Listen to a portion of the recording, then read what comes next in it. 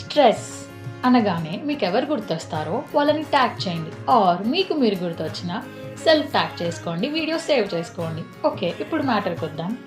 Stress అనేది చిన్నపిల్లల దగ్గర నుండి పెద్దవాళ్ళ వరకు అందరూ ఫేస్ చేస్తున్న ఒక ఇష్యూ ఈ జనరేషన్లో.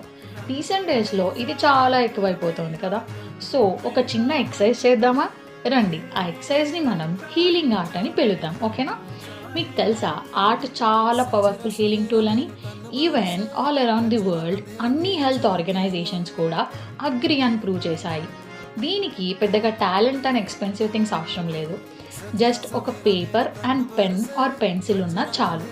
మీకు ఏమనిపిస్తే అది డ్రా చేయండి. Lines, patterns, shapes, symbols, sceneries etcetera. Even మన సోల్ అండ్ బ్రెయిన్కి కూడా కొంచెం రెస్ట్ కావాలి కదా. మన హెల్త్ మన చేతిలోనే ఉంటుంది కదా.